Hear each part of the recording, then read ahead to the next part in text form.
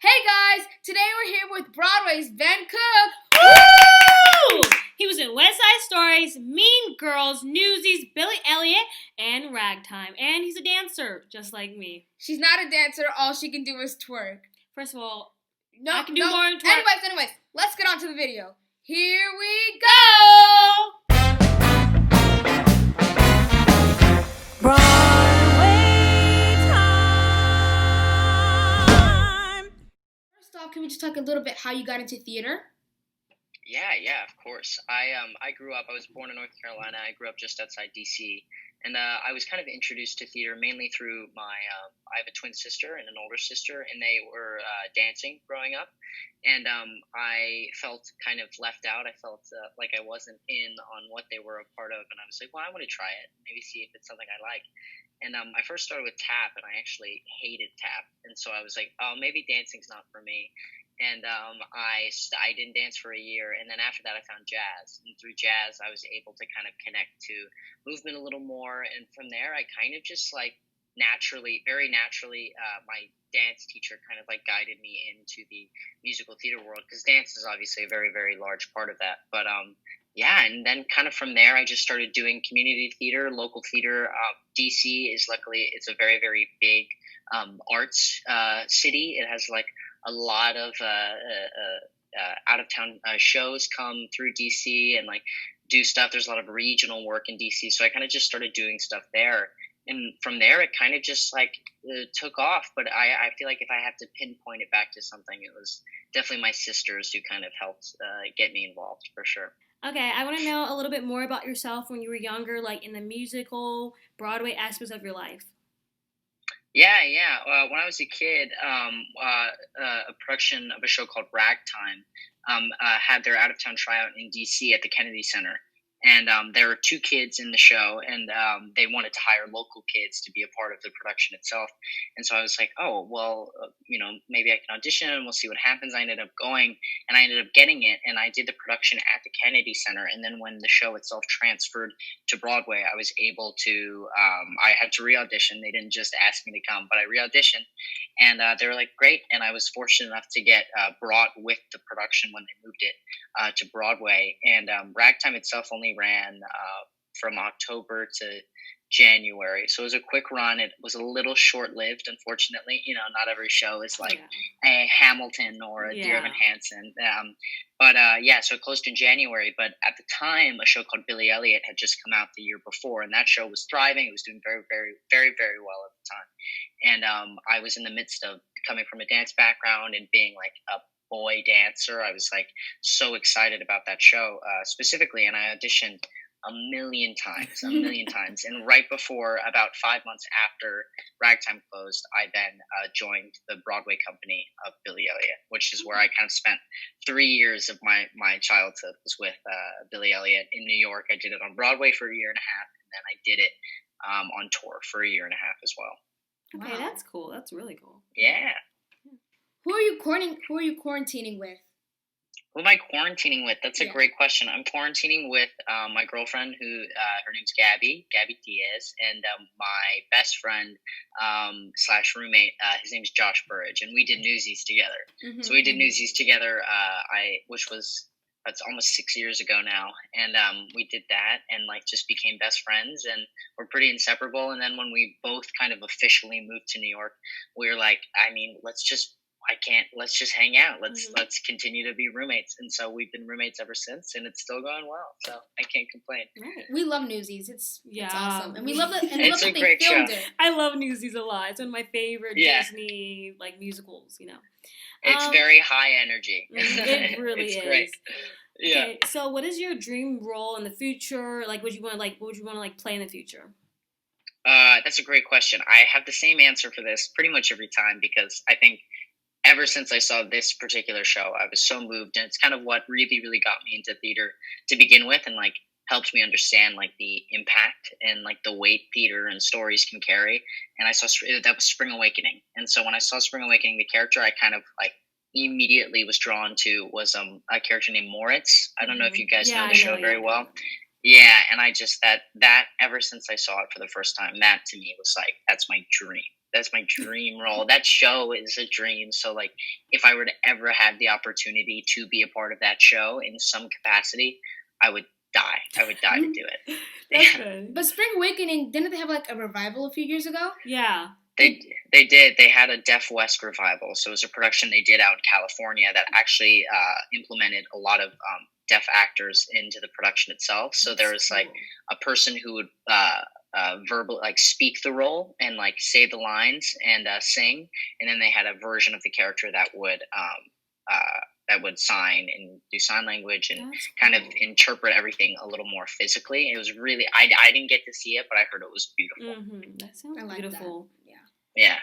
So what is your favorite show mishap? My favorite show mishap. That is a great question. Honestly, it's like I wish I could say there was none and that every show was perfect, but there have been so many.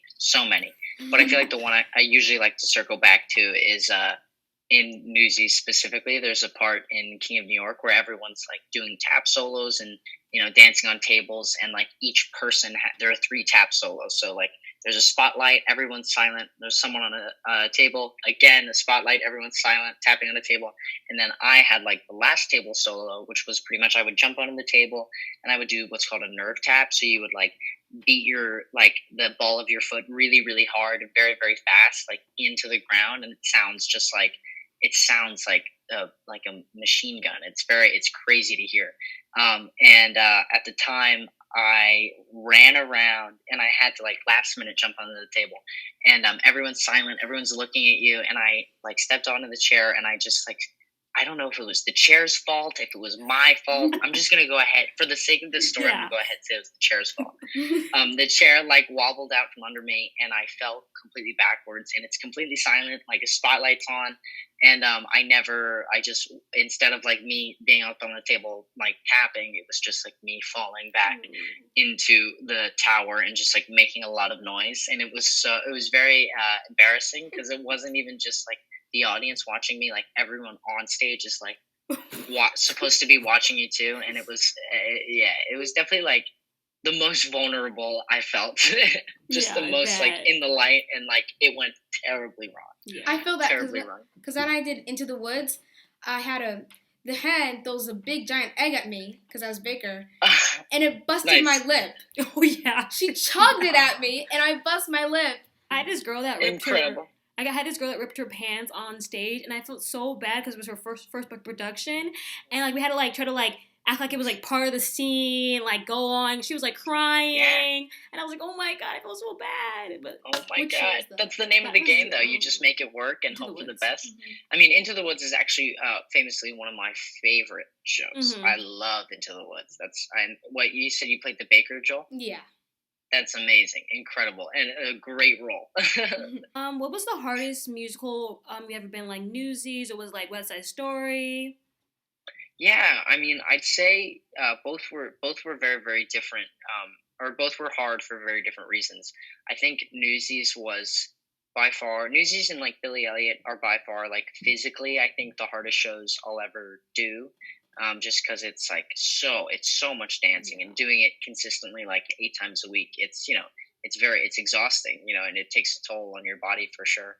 But I think very differently, West Side Story was actually very hard. Like emotionally, I played Riff in the show, and I had to like die every night. And yes, it is pretend, I don't actually get like stabbed or anything like that, but within acting, and I think what makes like I'm not saying like this is what I am, but just like what makes really, really good actors is like are people who like fully invest themselves into the story, and that's how we as an audience like feel the weight and feel the impact when you see like a group of actors and performers who are not themselves. They are fully invested in the character and the story of that they're telling, and to like every night to have to that's your job as a performer. And so to like dive into the darkness that is like the sad demise of Riff in West Side Story was a little sad. So it was just kind of like emotionally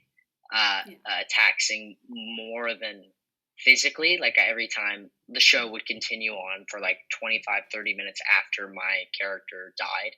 So I would go to like my dressing room and just like take a bunch of deep breaths and just be like, okay, all right, we're good. And it like rained in our production too. And it was a little graphic. There's a lot of like fake blood and whatnot. So I'd come back to my dressing room. I'd be drenched from the rain, like in cold because it's chilly backstage and just like covered in fake blood. So it was always like this moment of like, wow, what am I doing? This is so wild. But you get used to it and you kind of learn your limits and learn what works best for you. And unfortunately, I did that show for a month before and I got injured about like a month into previews. And then the pandemic happened. So nothing's really currently happening right now anyway. But yeah, it was weird. It was a weird time, but both difficult for different reasons for sure. Okay, that's good. Okay, so... Thanks. When we were looking at clips, we found a video of you when you did the dance moves in Mean Girls and Let's Do This Thing.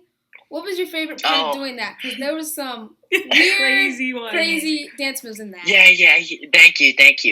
Yeah, Mean Girls was super fun because I played a mathlete in the show, and one of my best friends, his name's Nikhil Sabu, and he was also a mathlete in the show. My character's name was Tyler Kimball, and his character's name was Marwan Jitla. And we kind of just like got to be total idiots. Like the last number, which is called Do This Thing. Yeah, Do This Thing. It was so fun, and it was pretty much just us, Erica, who played Katie Heron, Miss Norberry, and Cheech, who played Kevin G, on stage, like the entirety of the time.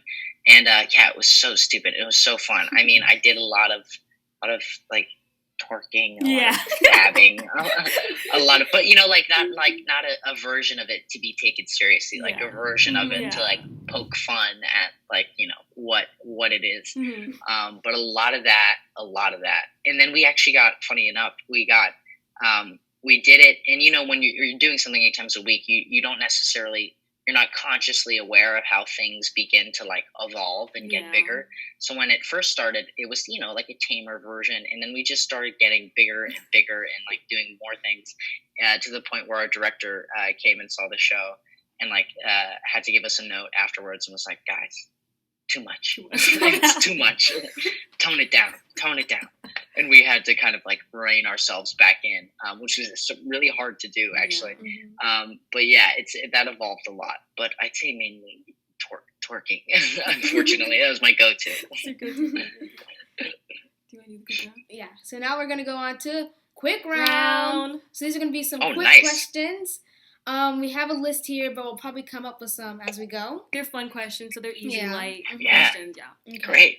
So let's go. 3, 2, 1. Favorite Halloween costume? Ash Ketchum from Pokemon. A Harry Potter house. Ravenclaw. Favorite holiday? Christmas. Favorite song? Oh, God, what a loaded question. Favorite song right now is a song called My Name is Joe by a band named Jukebox the Ghost. Okay. Favorite actor? Oh, great question. Favorite actor right now? I would say Philip Seymour Hoffman. Favorite musical? Spring Awakening. Oh, yeah. Favorite food? Banana and peanut butter. Favorite place to eat in New York? Ooh, great question. Favorite place to eat in New York? Honestly, I have to say it. It's a place called Snippers on 41st and 8th, and it's the best food you'll ever have. Snippers. Favorite dance choreographing? Justin Peck and his moves in everything he's done, but mainly the West Side Story film and Carousel. I think some of his choreography is some of the most beautiful work I've ever seen. Hey guys, thanks for watching. Make sure to like, subscribe, and turn on the post notifications so you can find out when a new interview comes out. Bye!